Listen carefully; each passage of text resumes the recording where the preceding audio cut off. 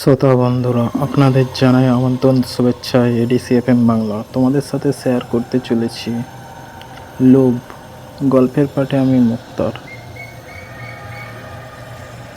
আজকের ঘটনাটির নাম হচ্ছে লোভ। ঘটনাটি আমাদের গ্রামের। আমি রফিকুল ইসলাম। আমার বাড়ি দিনাজপুরে। সঞ্চত কারণে আমি গ্রামের নাম বলবো না। আমার গ্রাম একটি পালং গাছ আছে, দেখতে বট গাছের মতন, কিন্তু জোর থাকে না। সেই পালং গাছের নিচে এক বৃদ্ধ লোক সঞ্চে হকা খেতে দেখা যেত। গ্রামের অনেক মানুষই দেখেছে তাকে, কিন্তু সবাই জানে জায়গাটা হন্টেড। ওখানে রাতের বেলা তো দূরের কথা, দিনের বেলা সেখানে যেতে সবাই ভয় পায়। ওই পালং গাছের সাথে এক লোকের জমি ছিল। বিকেল বেলা সন্ধ্যার দিকে ওই জায়গায় সে প্রায় যেত। তো একদিন তিনটা জিন তাকে 3টা টাকার হাঁড়ি দেখায়, বলে, তুমি যদি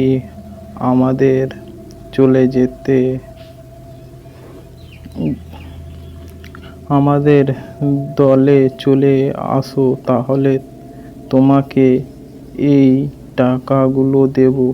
তো যথারীতি সে ব্যক্তি টাকার লোভে হক আর এমনি হক রাজি হয়ে যায়। তো রাজি হওয়ার পরে তাকে আর জিনগুলো টাকা দেয় না। বিভিন্নভাবে আজ না কাল বলে ঘোরাতে থাকে। প্রায় 1 মাস লোকটাকে ঘোরায় তারা। তো লোকটা অবশেষে বিরক্ত হয়ে গ্রামের এক জনের কাছে শেয়ার করে যে কিভাবে আমি এই টাকাগুলো আনবো।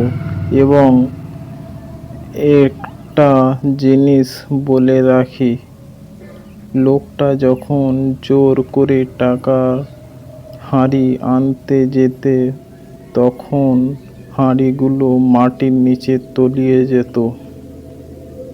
সে কোনো অবস্থাতেই টাকাগুলো আনতে পারত না। গ্রামের লোকটা অ্যাডভাইস দিল যে তুমি একটা কাজ করো, তুমি 3টা গরুর হাড় সাথে নিয়ে যাবে। যদি তোমাকে টাকা দিতে না চায়, তাহলে তুমি হাঁড়ির 3টির উপরে গরুর হাড়টি রেখে দিবে।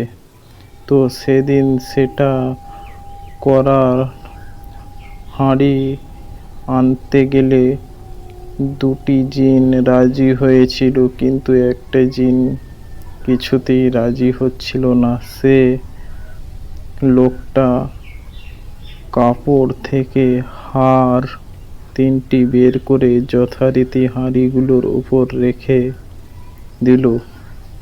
এইবার আগের বারের মতো হাঁড়িগুলো নিচে তলিয়ে গেল না, শুধু কাঁপতে থাকলো এবং জিন 3টার গায়েব হয়ে গেল।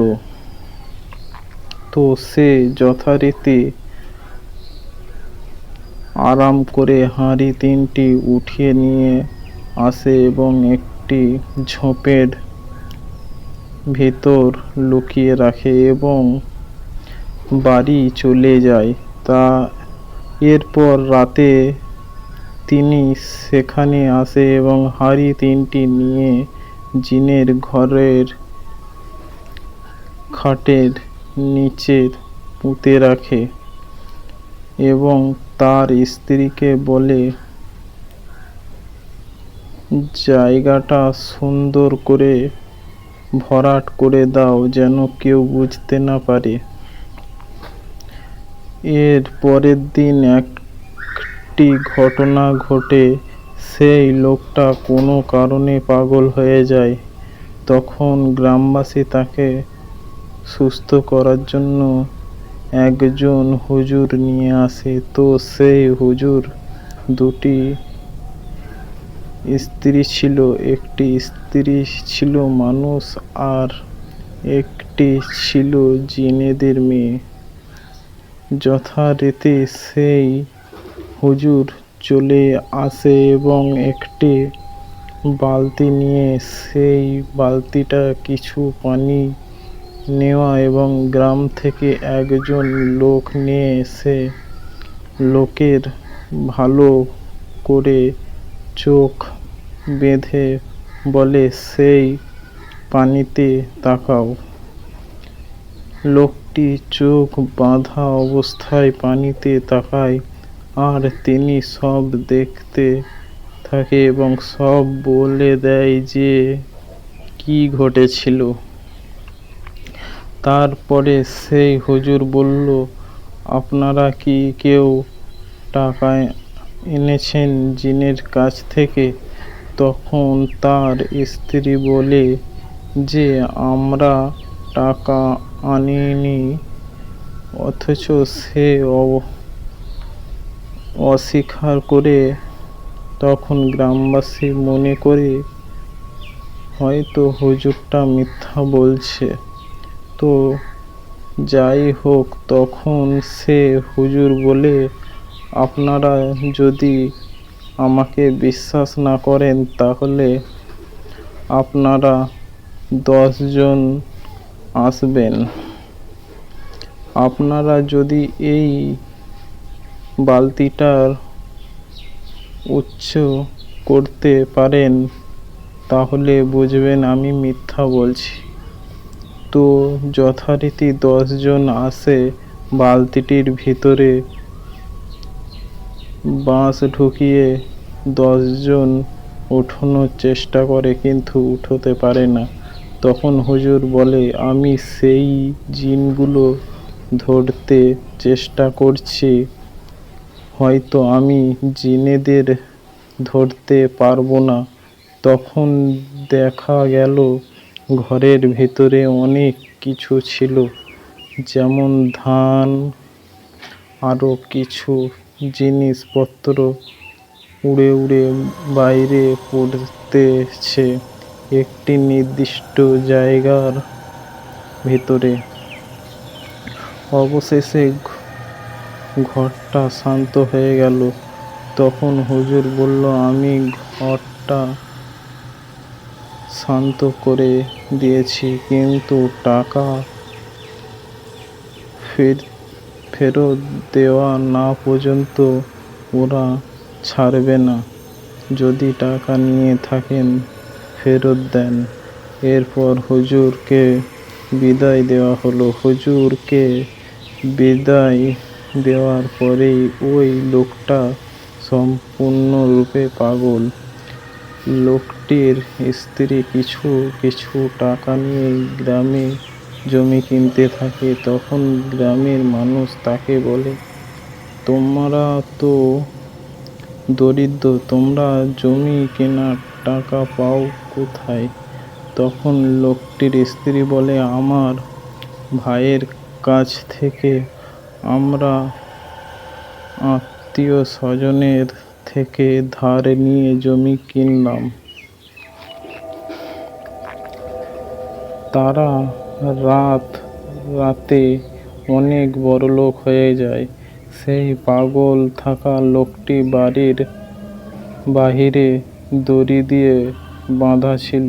উত্তর অঞ্চলে যারা ছিলেন তারা হয়তো জানেন, সেইখানে বৃষ্টির সময় উপর থেকে গোল্ডেন কালারের সাপ পড়ে।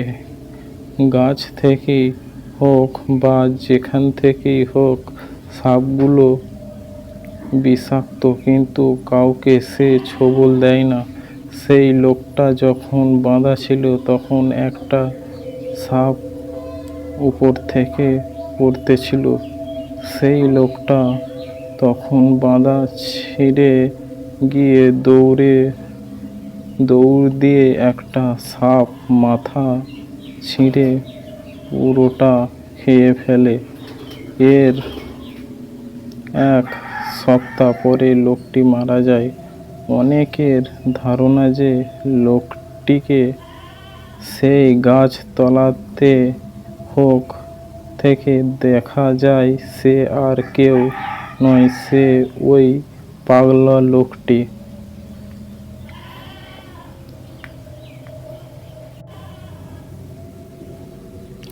বাংলা সাহিত্য কিছু রোমাঞ্চকর গল্প নিয়ে আমাদের এই বিশেষ নিবেদন। গল্পটি যদি ভালো লেগে থাকে একটা লাইক অবশ্যই করবেন, আর কমেন্ট সেকশনে গিয়ে জানাবেন গল্পটি আপনাদের কেমন লেগেছে। আর হ্যাঁ, বন্ধুদের মধ্যে শেয়ার করতে অবশ্যই ভুলবেন না, আর চ্যানেলটিকে সাবস্ক্রাইব করে পাশে থাকবেন।